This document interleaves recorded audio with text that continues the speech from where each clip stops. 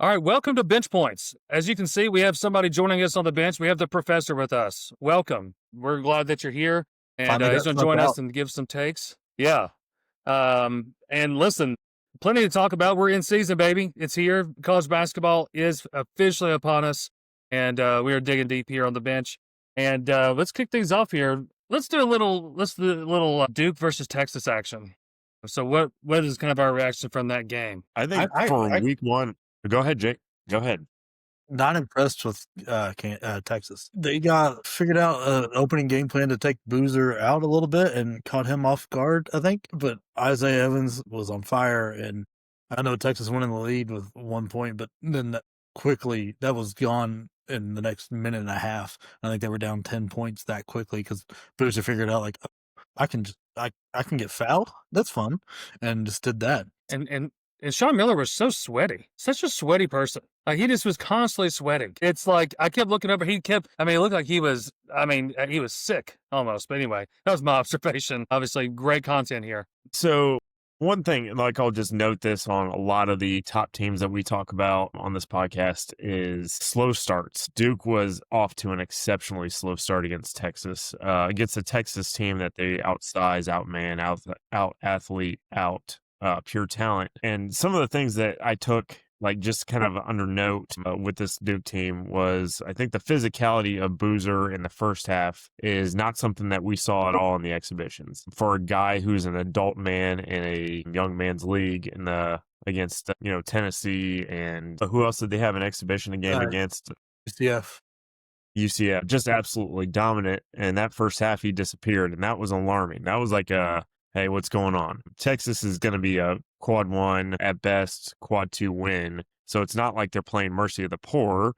However, this Duke team should not get out rebounded. And they were out rebounded. And a lot of those rebounds, in my opinion, especially on the offensive side for Texas, were out physical play and out hustle plays. And that's something that Scheyer needs to put on the chalkboard. Going forward, with as tough a schedule as Duke has, you're not going to be able to get away with that. So I'd like to see that clean up. Like as far as how high the alarm bells are ringing right now, I'm not entirely sure. It's just some things that I observed in game one. I'm still disappointed in Caleb Foster. People were pinning a lot of hopes on him coming in. I left disappointed with him. Completely right. They shouldn't have got out rebounded. Second half, they really woke up to that. I've seen a lot of people online talking about like, oh, Duke benefited from the refs because Boozer scored vast majority of his points from the free throw line. There was 7 free throws different between the two teams. I thought it was a well-called game, especially for an opening game. What it came down to is Texas really struggled with shooting, and Duke's defense is a lot better than I thought it would be, especially at the guard position. I didn't think Isaiah Evans would be a defensive player. Thought he would be in the Dalton Connect role. Turns out he can play defense. Still not exactly sure what Caden Boozer is going to be doing, or Caleb Foster. Really, I don't know what's going to happen. But Malik Brown is an incredible defensive player, so I shouldn't have been that surprised at Duke's defense. But Texas left me really unimpressed. Their offense didn't look like they knew what they wanted to do. They were very inefficient at shots. I mean, Jordan Pope hit 3 shots. There were 3 big shots, don't get me wrong. Like, there were key moments, so it felt like a lot more, but he was 3 of 10. Mark might as well not have been there, 24 minutes and 2 points. So, like, I don't know what's going on. Cadus, God Lord, I can't say names. He should be on Illinois' team. He was the only bright spot they had. He impressed, but the rest of that team, I was...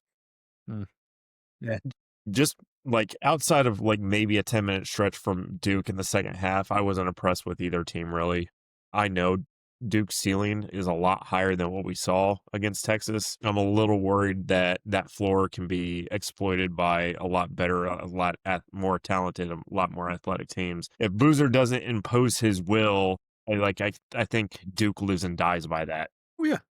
I would dread any situation where you find out like that Boozer's a coin toss decision before a game because of any kind of injury, and his utilization is going to be incredibly heavy. Yeah, they're going to have to ride Boozer all the way through the season, in my opinion, until they get to the weaker part of the ACC schedule. Yeah, that's going to be a live and die situation. Do you come off your Duke in the Final Four championship pool? Absolutely not. Yeah, see, I think I come away thinking they beat a solid team with Boozer going 0 for 7, no points. I mean, he had some rebounds in the first half. They came out and went in the second half by 16.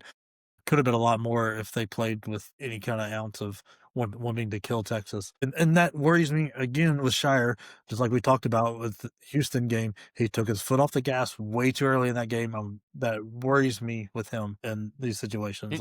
You can't have two coaches, Jake, in your life that tend to take it easy in crucial moments. It's God doesn't want me here very long, and He wants me to have heart attacks and all possible opportunities from November to March every year. Yeah. So yeah, That's so wild. And also, I mean, and also the Oregon and Hawaii. What? Yeah. So like Big Ten country guy over here, two teams that I was moderately to semi high on going into this season was UCLA and Oregon. Both struggle mightily. Oregon, to me, well, once God, I'm blanking on his name. Was it Evans? Once Evans, Kwame Evans, right? Yep.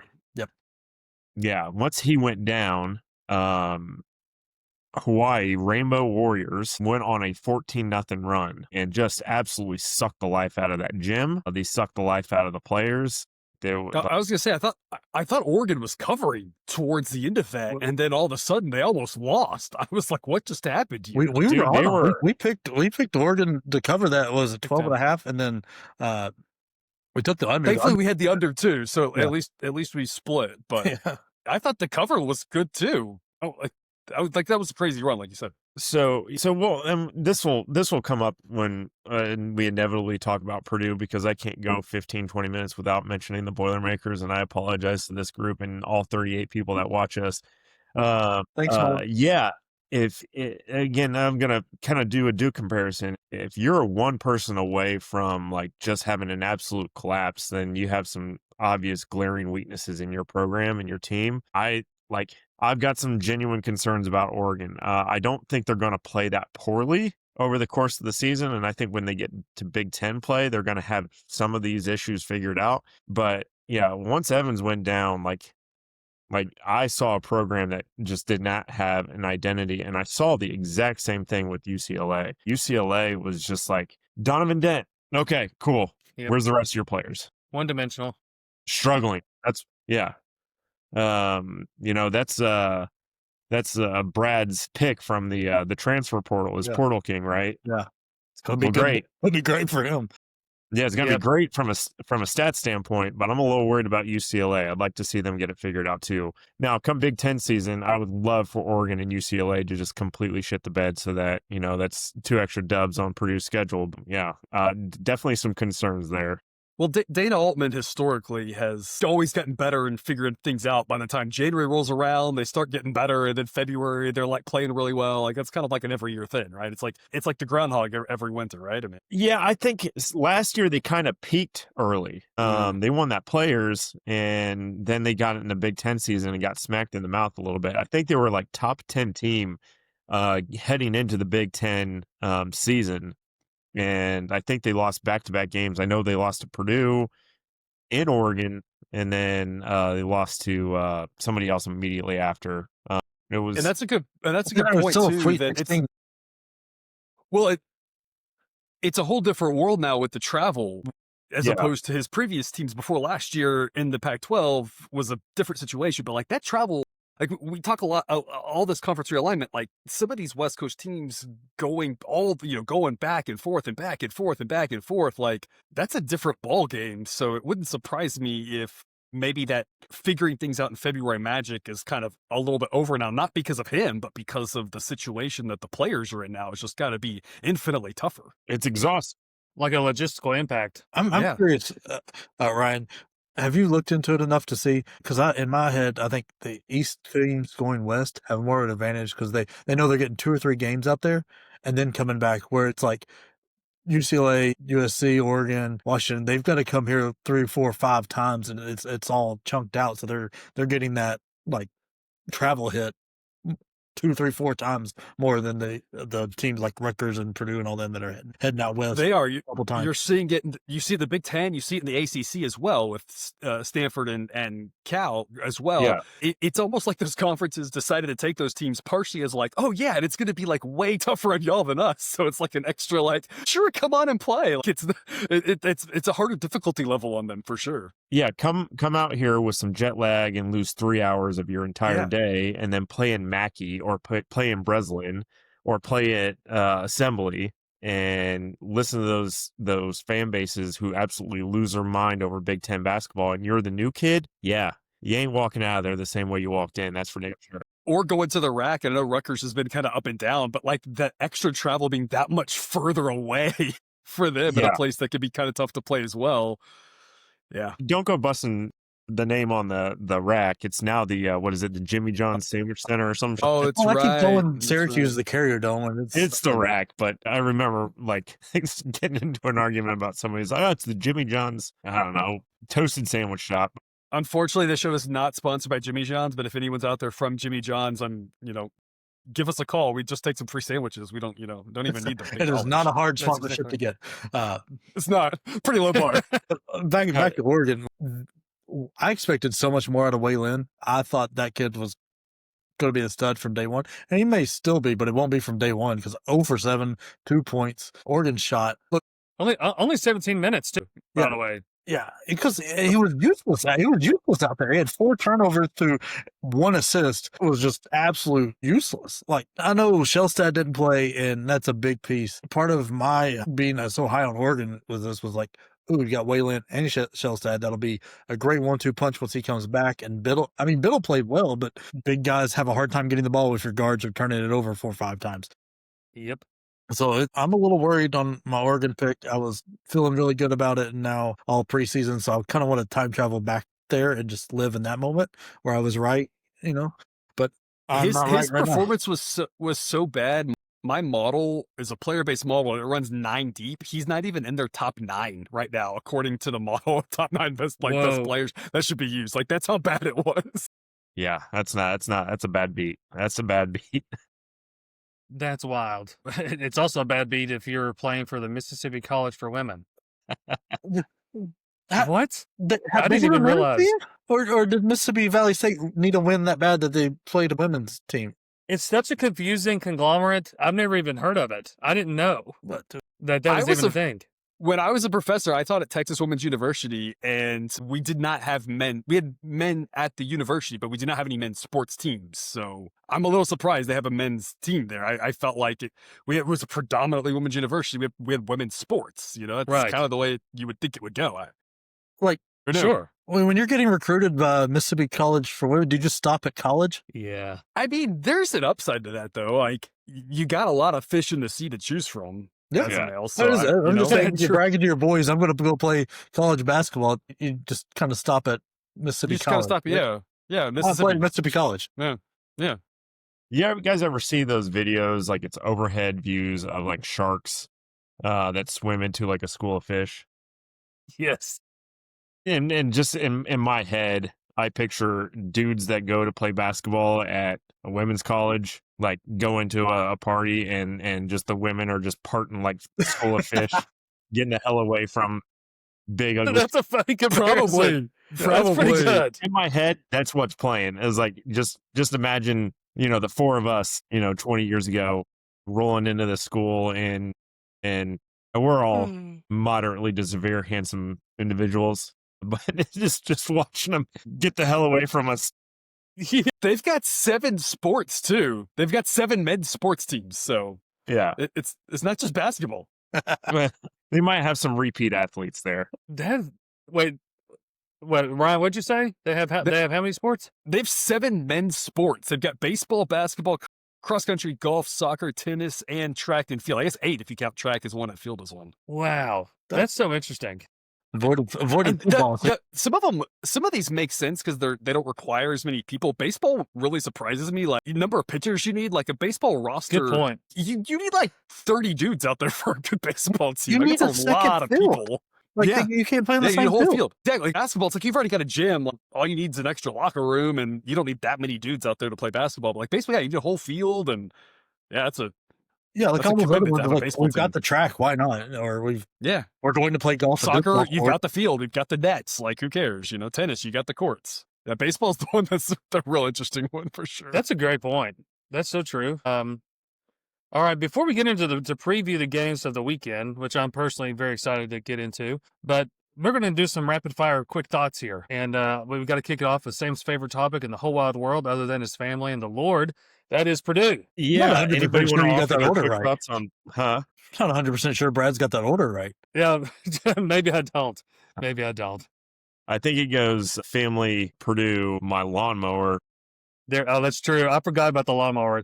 That has made its way into some pretty relevant space in your life. That's true. That has been my personal zen Yeah. every 3 or 4 days is to get on the lawnmower and cut up some leaves. So does anybody, before I go into my very quick 38-minute rant about Purdue, does anybody want to take any quick thoughts on their performance the other night? Well, I have a quick question. I'm just the stats nerd, the data nerd who pulls and aggregates all the information. I don't watch as rigorously as y'all. I see TKRs listed as questionable or game to game or something like that. That's obviously a big part of whatever's happening with him, right? Yeah, he's got it's a bruised hip is what insiders in Reddit. So I'm a subreddit guy when it comes to Purdue basketball. My buddy Jeff put me onto it, and then I just go down the rabbit hole sometimes when I have 5-10 minutes at work where I'm not getting Hey Sam to death. So, but from what I understand, it's just kind of a boogered up hip, happened in practice, and it's not like a thing where it's like, is he going to be out for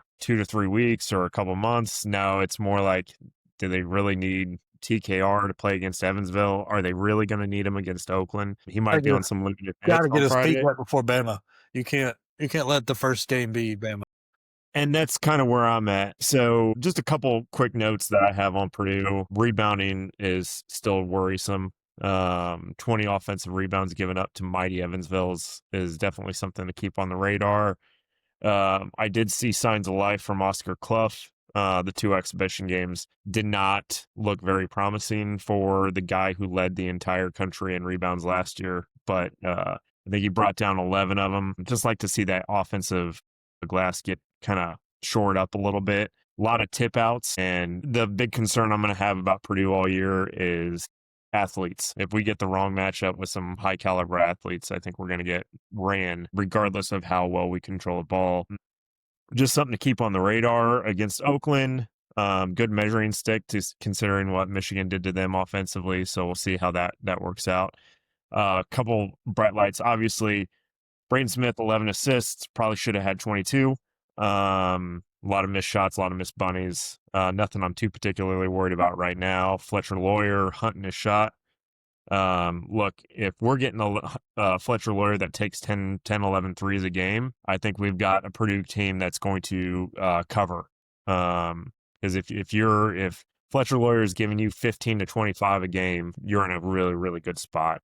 And that's something that I've kind of always nitpicked a little bit. Fletcher Lawyer is a small guy. He's not big. He's not physical. He's not the greatest defender on earth. He's a shooter. And if your shooters aren't shooting, then what good are they doing? So I'd like to see Fletcher Lawyer maintain that aggression. And then Jack Benner, guy that I was big on last year. I know he redshirted last year, and then all summer long, you've heard his name. Glad that he kind of got stepped up and put in that 4 spot, which kind of makes me question maybe if the Clough, Jacobson, TKR trio doesn't work out the way everybody wants it to, maybe they go smaller, put TKR back at the 5 and let Benner play that 4. You'll run into a size mismatch a lot, but you'll have a hell of a lot of firepower on that court. So, again, I kept that under 38. The only thing that worried me was rebounding. That was not a strong team that they were playing, and they got a little worked. But who knows how TKR being out there affects things? We'll see. We'll see. Oakland will be a good test because you've got something to reflect off of the team that you're going to play with Michigan. Yep, good measuring stick. So you're going to have a very, very good image to counter your Purdue image with. Yeah.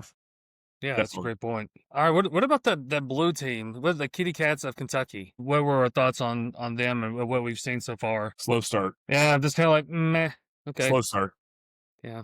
Just something that like Duke, Purdue, Kentucky, Texas Tech, Iowa sure as hell didn't have a slow start. Slow starts, big time programs doing big time things, starting slow. Not too worried about it, but just something to keep on the radar. That offense was stagnant for a while. Kind of started wondering where the scoring was going to come from at one point. I was going to say, I noticed that one of the teams that took the biggest drops in my model after the first, day or two was Kentucky. My model did not react kindly to what they did. So I'm could just worried be about still their starting to shooting. bounce right back, but I'm really worried about the 3-point shooting. You made 7 threes, 4 of them from one guy. Where is where's the shooting coming from besides Colin Chandler? He showed up, but that was supposed to be one of Jasper Johnson's weapons, and he was not there.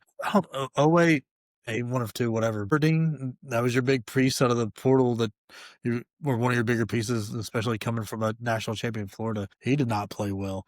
I'm worried shooting wise, but this is the opposite thing I want to say with Kansas. Mark Pope is an offensive genius and can fix jump shots real easy, so it wouldn't surprise me if this turns around real quick.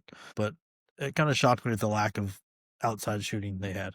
Yeah, this is a situation where I think their high athleticism is not translating really well into the field goal percentage right now. We kind of saw it a little bit in the exhibition with Purdue. There was some threes that were just like absolutely abysmal. You definitely saw it against Georgetown. So again, I don't think we're raising fire alarms here for Kentucky, but it's just something to keep on the radar. If they cannot figure out that scoring, it's gonna be a tough year, especially when they get in the SEC play. It's so interesting to me the difference in caliber of coach that you feel like you got a good coach and you're like, oh, but this will be fine. We'll fix this. You have a coach you don't trust. You're like, this is what it's going to be all season, guys. Like the coach perception really matters here in college hoops. For sure. Yeah, Pope's an actual basketball coach. Like I think we've pissed off enough Kentucky fans by saying, or not Kentucky anymore so much. It's more Arkansas that Calipari is a program builder and Mark Pope's an actual coach. Kentucky's success is significantly more palatable under Pope, but to your point, let's see how they respond. I think a hyper-athletic team, though, suits Mark Pope well. Yeah, it does. So I think that'll translate well, and I'm not. There's still going to be a pain in the ass in the SEC, but it is what it is. Now there's a couple others here. I do feel like I don't want to pass up Texas Tech. I know that's one of the names we have on here, but we mentioned Iowa a minute ago. Very impressive. Yes. I mean, I know it's against Robert Morris, but still just a balanced box score, overall play. We were watching a little bit of it while we were recording. Feel really good about them.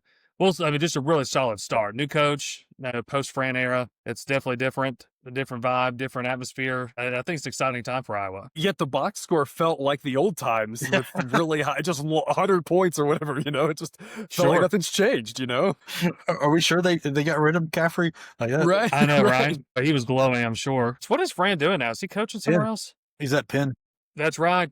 That's right. I knew that. Yeah, I had Iowa on almost immediately after Jake hit the record button. And I think for the first 7 minutes of that game, I said under my breath, shit, like 6 or 7 different times.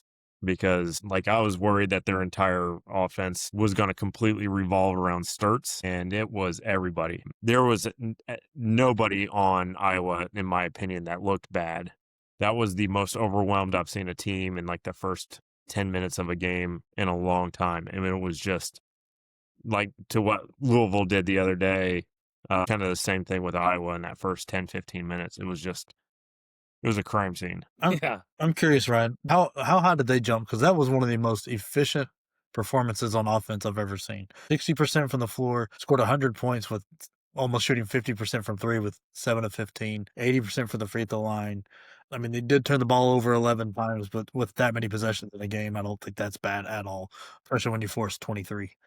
You'll have to come back to me on that one for me to go back to what they were. I can tell you right now, their offensive efficiency, according to my models, number 27 in the country, and their overall rank is number 35. I don't know where they started. I'd have to go back in the archives to dig that one out. I was just going through that. I was like, this was an offensive clinic. There was nothing they did wrong. I don't know what that says about Robert Morris, or we'll see in their next route. If next game Iowa plays where they put up similar numbers, we're gonna be like, okay, Robert Morris might not be that bad, but Robert Morris could also be that bad where they just let Iowa do whatever they wanted.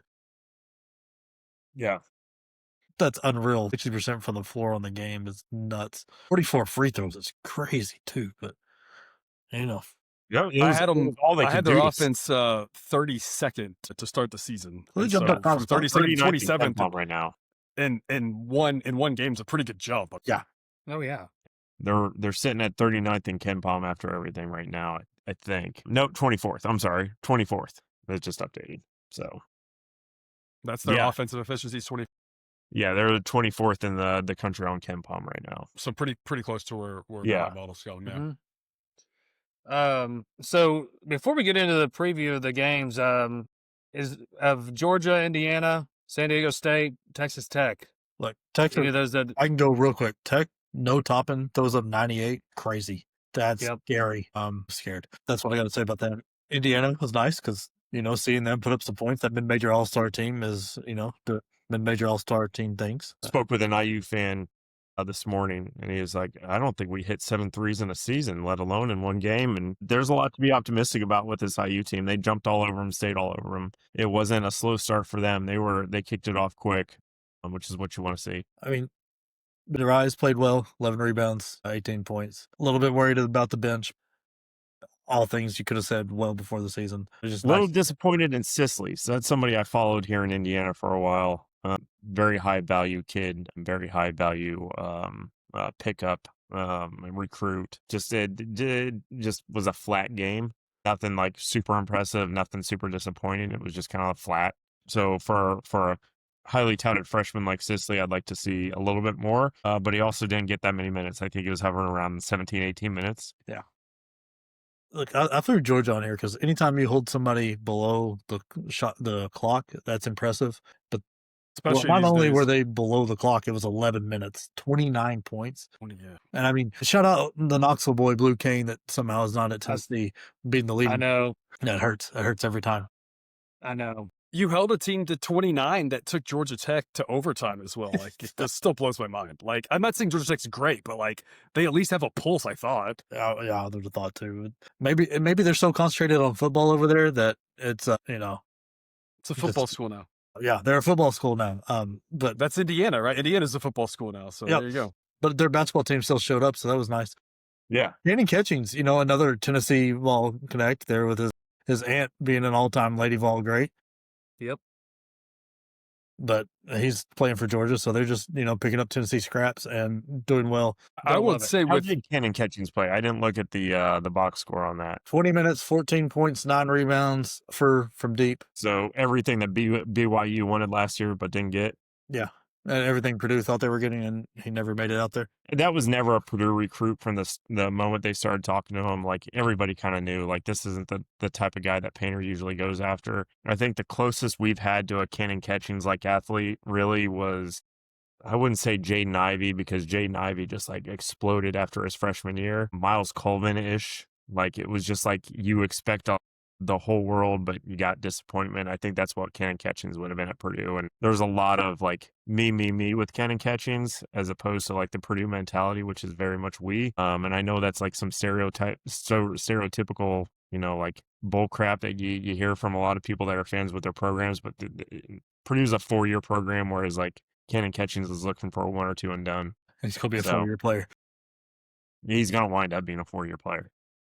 To add with Tech, Jake, you mentioned you were scared because of what they did without Toppin. They've got the biggest injury hit right now, according to my model, at almost 5 points per game, because they've got like 1 billion guys questionable. Toppin obviously is the headliner, but then Watts is questionable. I think I've got them as their 3rd or 4th best player. Bangboye is also, and then one of their depth guys towards the back is. So it's like, if they actually get healthy, like, I'm wondering how long it's going to take us into the season before we actually get a feel for what Tech's going to do, because right now all these like little dinged up injuries that they're dealing with, they're going to be a scary team. They went out and spent a lot of money in all these sports, and in all of them they're going to be scary. It doesn't matter what sport you're talking about. It seems like softball, basketball, baseball, football, all of it. It seems like they're going to be scary. I mean, they got a great badminton program.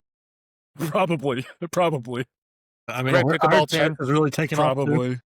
Now this healthy Texas Tech team is the future Baja More champions. Yeah. I'm gonna say that about them right now. Yeah, I was gonna go there. I was like that. I was gonna ask you how comfortable you felt about uh running into them in the Bahamar championship. That Again, that's the one where I'm like, if we lose that one and it means that we're going to be back in a Final Four, then I'll take it because I'm so sick of MTE trophies. We got 1,700 of those. Like, I wish we could hang banners for every MTE we've won because then we could talk back to Indiana fans. But right now we just don't have a pot there. that's All right. Well, all right. Are we ready to talk about the future? Are we talking about what's ahead of us? Yeah, let's get into actual decent games. It'd be nice, more than Arizona, Florida. Yeah. Let's kick things off with Alabama versus St. John's. We're just skipping Friday. Fantastic matchup. That's the matchup of the weekend. I still think Kansas and North Carolina is going to be an absolute fun game to watch. To Ryan's point earlier, curious to see who Texas Tech recruits to play for their team to get through Friday because half their rosters on the IR or like questionable list right now. So, but Friday's got some great matchups. Alpo and Kentucky is actually kind of a fun one for anybody who's an old school Indiana basketball fan. Like Valpo used to be moderately relevant for a while, and there were some fun folks that came out of that area. Obviously, Oakland and Purdue, I will be watching that game, but that should be kind of like a bug squashing. But yeah, Kansas, North Carolina. I'm really, after North Carolina's performance earlier this week, very, very curious to see how they're going to play. And Kansas, I think this is a live and die by Peterson team. They'll be as good as high as he'll take them. So very curious to see this. I think this is like whatever game you're interested in watching on Friday night, turn it off at halftime and tune into this one because it might be a barn burner. What is the spread on that one? Kansas plus 1.5. Yeah, is what we had. Jake and I just got through recording and we took Kansas on that one. We didn't talk on the total, but Jake, you liked something on the total there as well, didn't you? Yeah, I like the under in this game. I think you've got two teams that are going to be doing a lot of like boxers in the first round of a championship matchup, feeling each other out, testing this, testing that. And I think that will drive this game down a little bit. I also think the shooting in this game is weak, to say the least. I don't see a lot of threes coming through it. So counting by twos, it's harder to get to those higher numbers. We've gone into depth about how much we hate both coaches here, but the one thing we can say is Bill Self's a decent coach and Hubert Davis is not. And yeah. But he went to a Final Four, Jake. He went to a Final. He did with somebody else's players. It's man. But either way, But he missed 2 tournaments, or should have missed 2. They should have got in last year. That's a joke. But I don't know. I just don't see a lot of points happening in this game. I think both teams played fast, showed their new toys, and they're not going to want to show a ton in this game. It's going to be being played to win, but I think we're going to get a chunkier game, a little bit slower. Yeah, and right now the total's at 156.5, which even though there's more points this year than ever, that's still a pretty high number. And there should be plenty of pace. Yeah. My model's projecting 153, so aligns with Jake with what you're thinking there on a high scoring, sure, but not as high scoring as the books might anticipate. If you're an under player, seeing both those teams put up 90 plus in that first game had to make you excited because you knew that line was going to jump out a little bit. I was just saying, you have to wonder with all the points in college basketball if it's going to get bet up between now and tip off. Like generally, these things get bet up, so that number might even get higher. Yeah. If you like the under, even though again my model would say it should come down a little bit. It's a little inflated right now. I think Sam's right though. You stop what you're watching that night and watch this game. This will be a fantastic game. You've got two teams that are relatively, and you've got two of depending on where you look, top 6 freshmen going at it. It's unfortunate it's not a duel. I wish both were playing the same position so we could see the duel. But Peterson, you're going to hear Devanza because that's like everybody wants to use him as the number 1 recruit. Peterson's that guy. He's the number 1 recruit. Whether he'll be the number 1 pick is a different story. But watched him in that first half, watched him in a couple of scrimmages. The guy's quiet. He's not going to be super flashy, but you're going to look down and he's going to have he's 20 points on you, and it's going to be super efficient. He's going to hit 4 or 5 threes and just be all over you. And he plays really good defense. If he goes down at all, Kansas is in a lot of trouble. Yeah. I was about to ask you that. Do you think that there's that much riding on him it's kind of they'll go as far as he will take them. Oh, yeah. And even Bill Self said that. We go as he goes. I mean, credit to Bill Self for being honest, like, for the first time in a while. But the saying, Yeah, I was going to there's a say, change we of pace. haven't said that very many times. Yeah. But, you know, it really is because my point still stands when we covered the Big 12. There is no shooting on that team outside of him. Bill Self's not a jump shot god.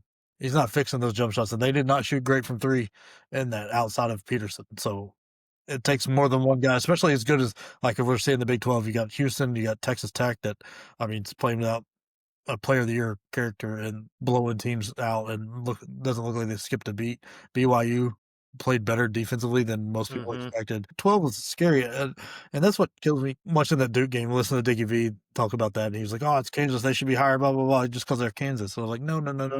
You're forgetting what's around there."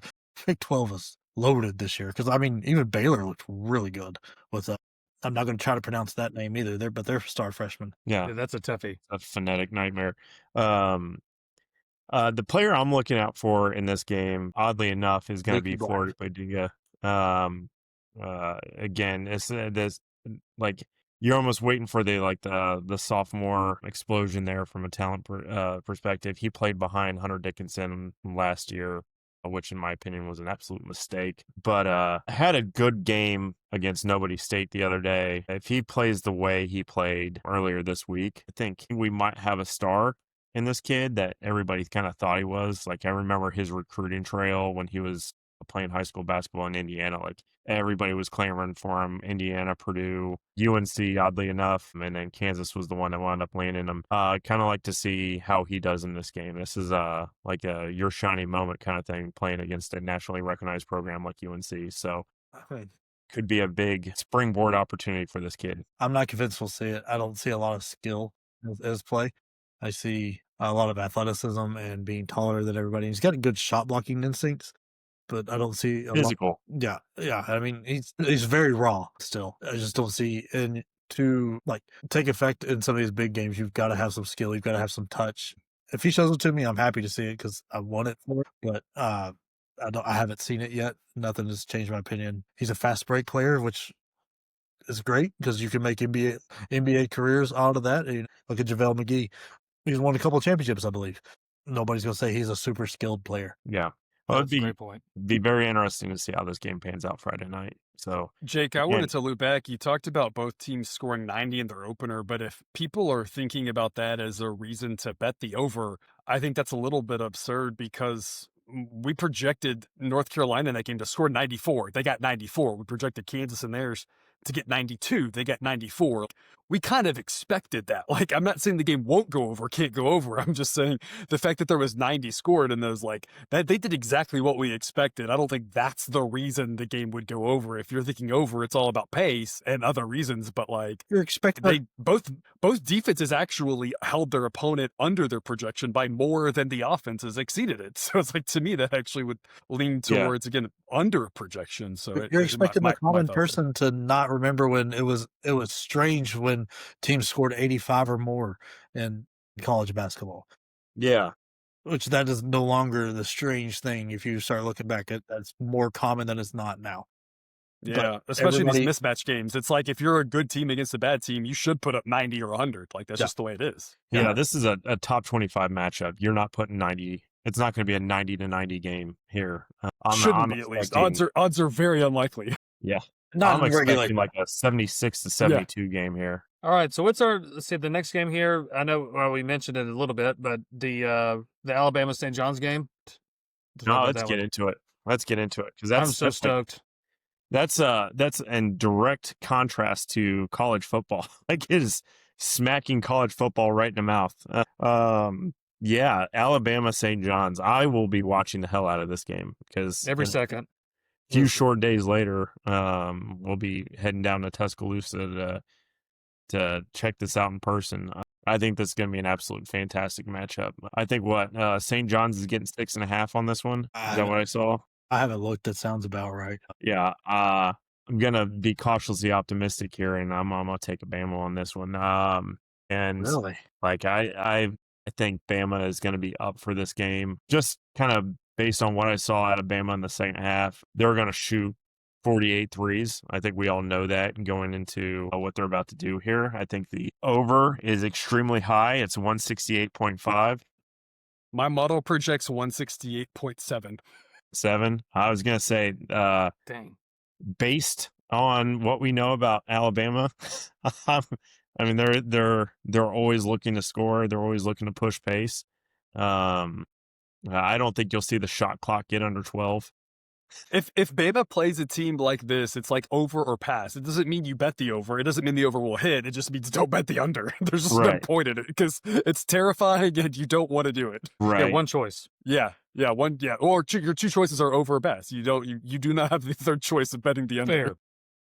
Yeah, I'm just gonna go out on a limb and say this is gonna be a Phylon breakout game, Alabama over St. John's, because I don't know, I'm pumped for it. And it's part of one of those things where it's like I kind of want, assuming TKR is healthy for the Bama game, I'd like to see, a very highly motivated Alabama that came into Mackey and got their jaw jacked a little bit last year when they were the number 2 team in the country, host the number 1 Purdue team and be like as motivated as humanly possible with a 2-0 record, 1 win being over a top 5 team, not on your home court. So I think this is a big get up game and big motivator for Alabama. So, we'll see how it plays out, but that's just my radical take on Alabama St. John's. Look, I'm on the other side.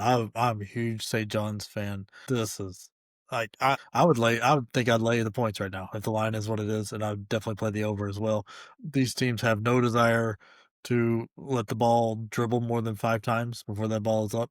It is going to be a crazy amount of threes taken by Alabama, but also I don't think they're going to be good threes. St. John's is. I didn't expect them to come together this quick. I thought they would lag a little bit. They looked ready to go out the gate. They were just handling anything. And I mean, Dylan Mitchell, I didn't expect him to be as good as he is offensively there. I thought it would take him a minute to get into that system. I mean, Ejiofor and him and Ian Jackson, that is a trio. And I mean, that's even with Bryce Hopkins having a bad game. Now, when he gets going too, there's just so many options on offense here, and I'm worried Alabama does not have the options on offense that they're used to having. I think it is Phylon and a stretch to Allen or Mallet, and then what's after that? Does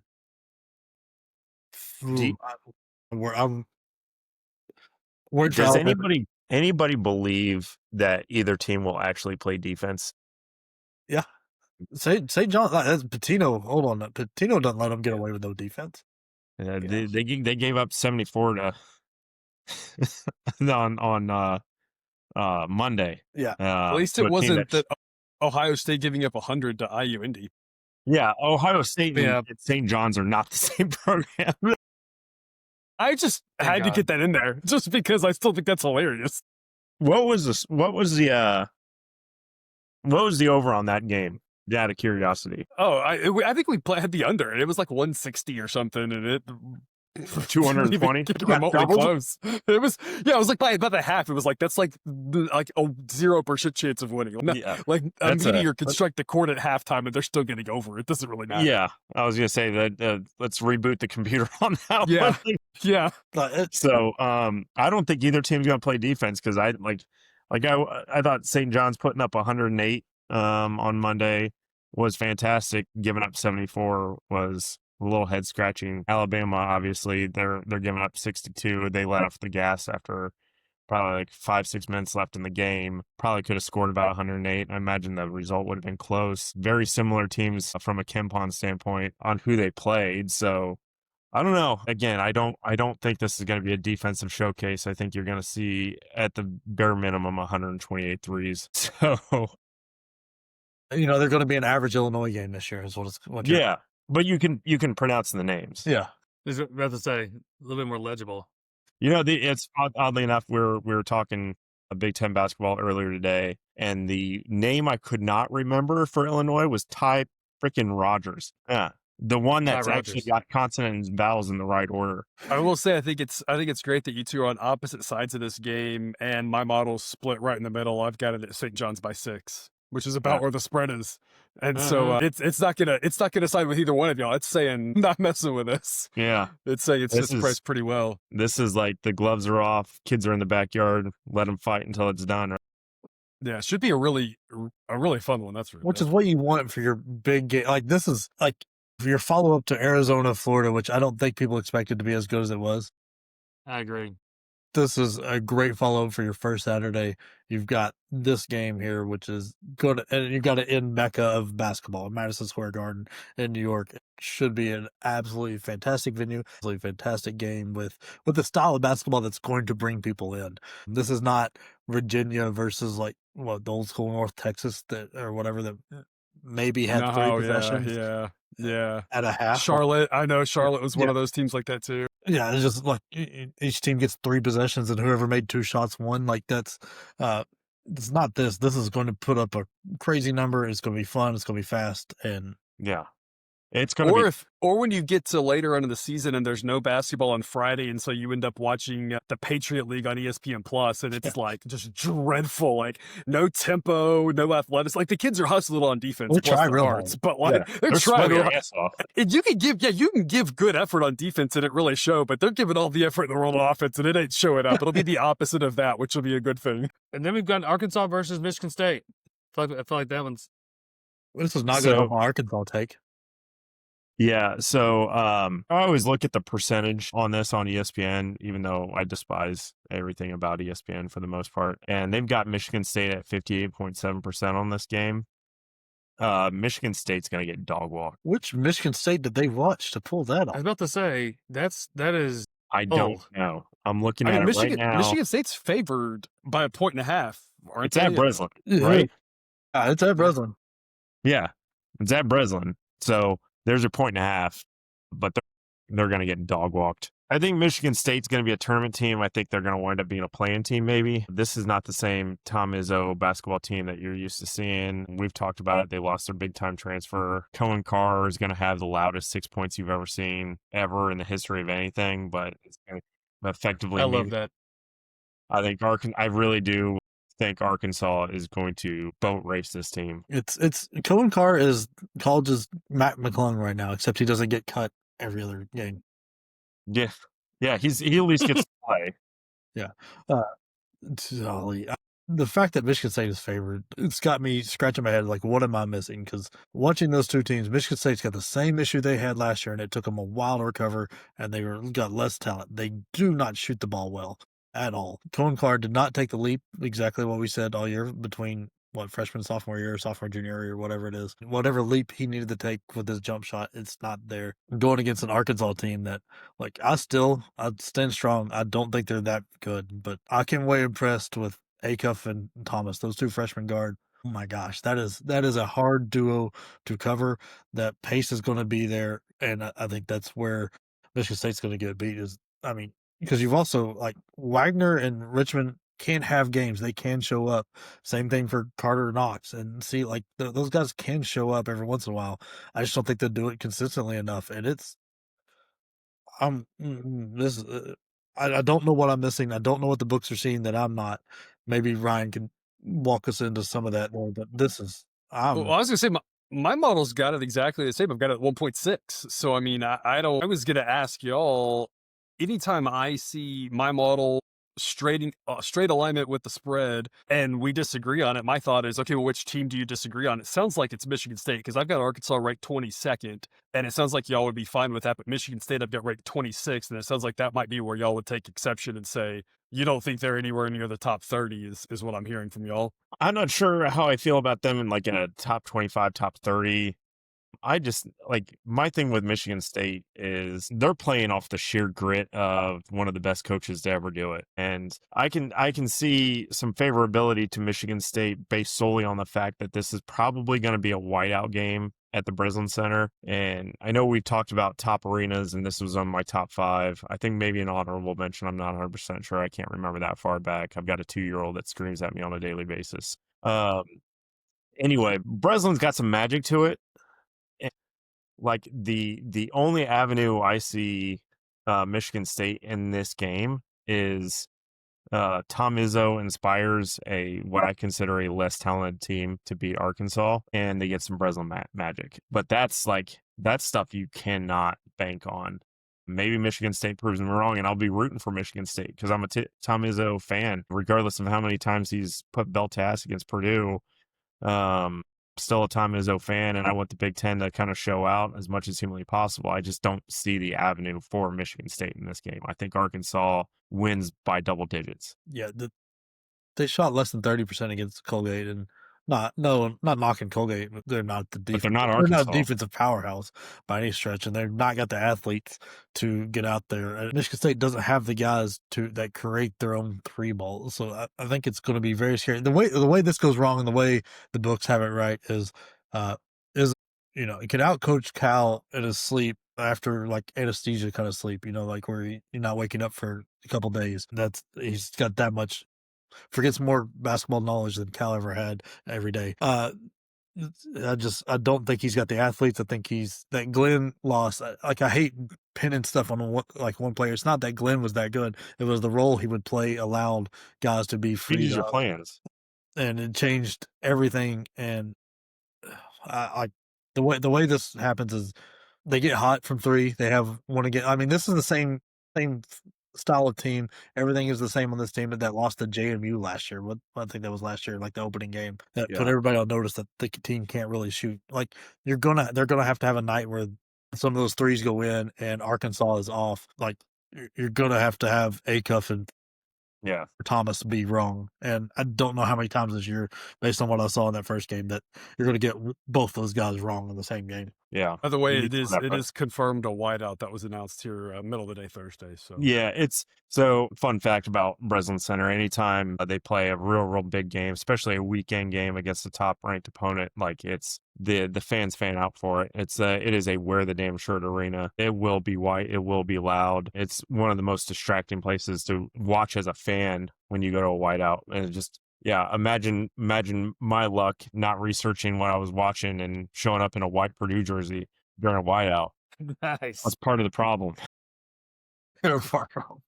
So I will say that Breslin's got some magic to it. Tom Izzo's got some magic to it. I don't think it's enough. I hope it's enough. I don't think it's enough. Strictly off emotion there, I still think Arkansas boat races this game. A fun fact for y'all, according to my model and the mathematics of home court advantage, Michigan State 116th in home court advantage.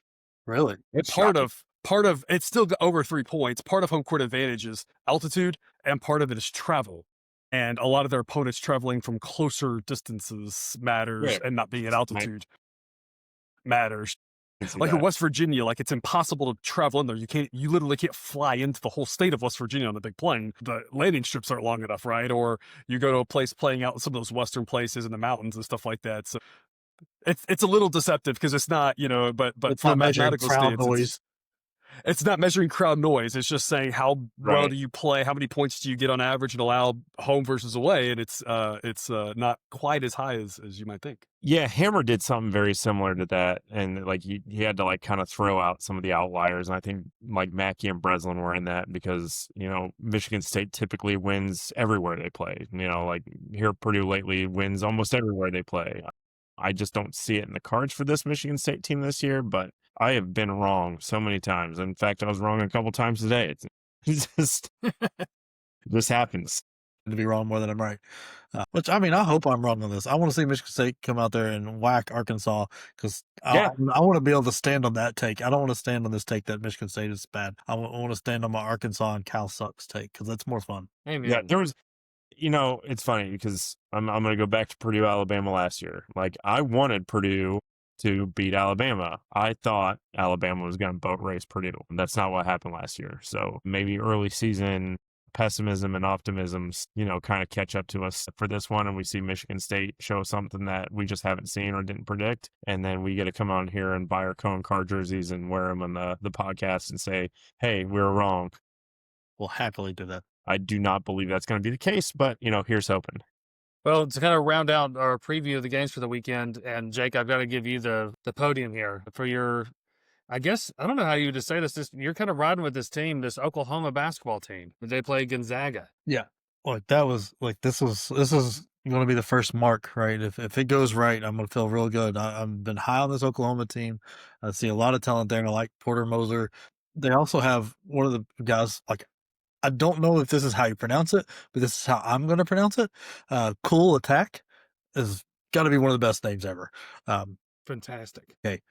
Cool Attack is what I'm going to say because he's an offense. He played really great in the first game. Listen, 18 if that's not how you say it, that's how it should be said. So it should- Yeah, Let's just say that's it how on we're here. going to say it, damn it. Yeah, How is that's it right. pronounced? And it's not a disrespecting. It's actually like more respect. Yeah, I You know, agree. This is the highest respect we can give saying it that So way because true. it's so great. I will buy that jersey if I can find it. That is like, but I just, like I said, I see a lot of fun here with Oklahoma. I love Nigel Pack being a point guard with a coach that can get behind him. He's got talent around him, so he's going to be a lot better. Xavier Brown kind of relieves him a little bit of the pressure of being the sole point guard. Like that happened at Miami where it felt like the offense had to go as Nigel Pack went. Like he had to force everything. This lets him relax a little bit. Reed and Tay Davis out of Notre Dame, they are going to be a very good team. I'm putting a lot of faith in this. And I'm still a little down on Gonzaga. Like Grant Foster, happy that he got to play. Who knows if he gets to play all year or not. He had an okay game, but you know what? I don't blame him for not being great. There was a lot of weirdness going on. Graham Ike, he gave you what you're going to give. He's going to give you, but the guards there, they've got the wrong Braden Smith. He's not doing that well. The rest of the guards really struggled. They're not a great shooting team. Mark Few has never been like, hey, I'm going to solve this with my defense. I don't know that he's got the team to outrace this Oklahoma team. I think Oklahoma's going to play a little bit better defense. They were tough last year, even on a not as talented year for them. So just putting a lot of faith in my Oklahoma team. I think Pack and Xavier Brown make Davis, getting those three guys in this year made a huge difference on this squad. Yeah. So this is where I would have been a couple years ago when, I didn't have a betting app on my phone and I would just text you. It was like, hey, I'm going to Venmo you $10. Are you prepared to read the most bullshit parlay you've ever seen in your entire life? This is where the emotional Sam says, I think I'm going to put the tail end of my parlay to be Oklahoma-over-Gonzaga. Strictly an emotional pick. I don't think I'm as convinced on Oklahoma as you are, Jake, but I'm also as not convinced as I am on Oklahoma. I'm not sold on Gonzaga. So I'm going to take the Sooners over Zags in this one. The math isn't going to math on this one. And this is strictly an emotional pick here, but I think I agree with most of what you said as far as Gonzaga, and I'd like to see Oklahoma kind of shut me up a little bit here too. So, Right, to give you some back information here, I have Oklahoma as my dark horse to win the SEC. I think if things go right, the schedule breaks for them and really high on them. Book's got it right now at 11.5 Gonzaga. We're and my body's got 11. 11.9, so basically right in line with that. And you talked about money line there. I've got it at Oklahoma having a 16% chance to win. Off the top of my head, I think that means you need about plus 500 would be your break-even point on the money line for that, because plus 500 would be a 1 out of 6, so that'd be slightly plus EV if you get plus 500. My hunch is you can't. My hunch is you're probably only going to get about plus 400. I think it's 450 right now. Okay, so if you're approaching 500, at least it's not the craziest play with regards to the expected payout from it. But that's I think if you're going to do that, I think you're hoping that there's some Gonzaga. People are throwing Gonzaga money line parlays like crazy, and there's a little bit of exposure there, and then that plus odds gets higher and higher as the night goes along, and you might can get a little bit higher. There might be worth a shot. I mean, 1 out of 6 things happen 1 out of 6 times. It was that frequent that I woke up today and it happened to be Wednesday. Just so there you go. This happens once a week. Yeah, like I said, I'm staking my claim here. This is the big mark. I've got to get Oklahoma. Otherwise, I've got a lot of apology tour to go on. I'm down on Gonzaga, and I just don't think Oklahoma's getting respect anywhere that as good as this team is, and that happens in college basketball every year. There's a handful of teams that nobody's looking at, and then all of a sudden, like in the first couple weeks, they shoot up the rankings and everywhere because they're like, oh wait, this guy put together 5 to 7 really good pieces that fit really well together. They're better than the sum or whatever that saying is. The whole is better than the sum of its parts. That guy. So it's kind of one of those things where I think we've Porter Moser has put together a team that fits well, that plays well, that jives well, where I'm not as sure as Gonzaga. Like, I think Gonzaga's guards are weak, and I think Oklahoma will be able to take advantage of it. I was gonna say, I've got Oklahoma as the 10th best team in the SEC according to Sideline, but You're not giving me a lot of hope here. Well, I was going to say that. I was going to say, obviously Florida's up at the top, but I mean, the gap between number 2 and number however many teams -1 are in the SEC, because South Carolina is just way, way at the bottom, is a mere 8 points. From literal second place to second to last place is 8 points. So that is wide open as a conference. Like, literally, you say, I think any of them's a dark horse. It's like, if you get big plus odds on any of those teams, it's for sure possible, because that conference is a lot of very good teams, and they are all just so similar in how good they are to each other. It seems like with we say this now and we won't know it, but by we get 2 months from now, and like you said, 1 or 2 of these teams will have established themselves as better than the others. 1 or 2 will have fallen out. 1 or 2 will have injuries. But at this point, they're all so jumbled up. It's hard to know which one's which. It's going to be anybody's guess is as good as anybody else's, I feel like. And Florida being the only team that's played a game of value. Exactly. And I mean, they handled themselves well, but nobody expected Kobe. Like, I mean, I was high on him. It was part of the reason we took Arizona on the Picks of the Professor show.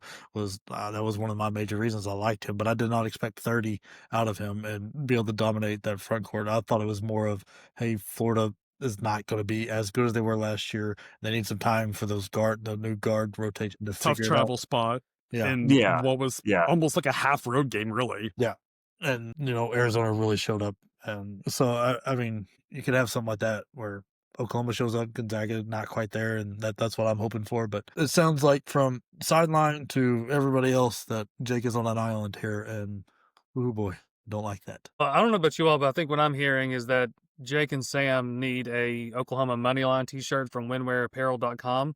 And when you do that, make sure you go and use our promo code BenchPoints when you're making that purchase. And also support your other Moneyline picks, as we talked about some other ones here tonight. But as we kind of close out the show, let's hit it and close it with a bench behavior real quick. Jake, can you give us a quick rundown of this Rico GoFundMe story, which is kind of hilarious? I mean, come on, dude, you signed like a $2 million contract for this year. You need help for your $14,000 fine. I know. I mean, I get it. The celebration was fun. You did the whole Key and Pill bit, and you got caught for it. Going out and throwing this GoFundMe, and you know what?